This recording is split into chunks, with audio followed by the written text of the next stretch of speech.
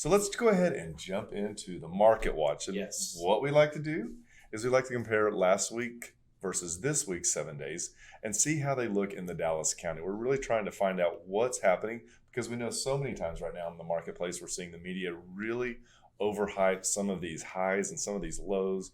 And we really want to kind of drill down. And one of the great things is we can do this for you. If you're interested in a home based on the zip code, school district, or just a certain area, let us know.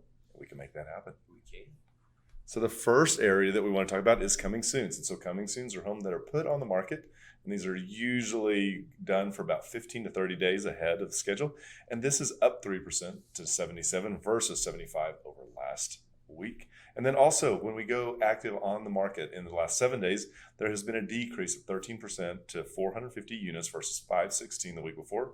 And then once a contract has gone under contract, and we call it the option period, which is usually 5 to 7 days, it gives a buyer time to do the inspections and really get an idea of the condition of that home.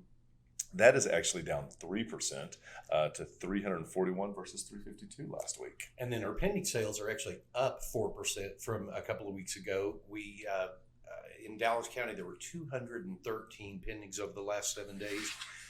Solds were down about 21%. I think it's just a feature of how the month falls. But they were down to 341 closings in the last 7 days in Dallas County. Yep. So lots of good information. Again, we really just like to give you the nuts and the bolts of it and take away all of the hype so that you can get a better idea of what is happening in Dallas County over the last 7 days. And one of the other things that we're going to bring up on the screen for you is a chart that shows the last 3 years of activity for MLS in terms of inventory, new listings, and for sale inventory. And the first one is the inventory of homes for sale. You can see that over the last 3 years that we've had the typical highs and lows. At the highest point in our MLS, we had about 7,500 homes on the market. That was in September of 2019. At the lowest point, we were in February of this year, where we only had about 1,883 on the market.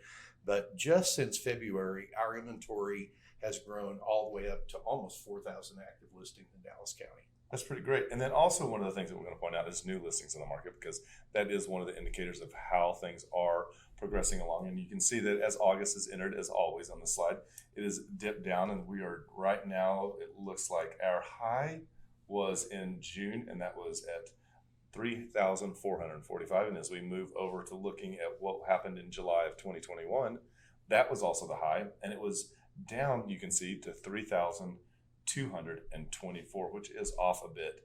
Moving into July, or it looks like May of 2020, that was actually the high month, which is, again, it shows it's not always the exact same month showing the highs, and that was 3,349, which again is within the ballpark.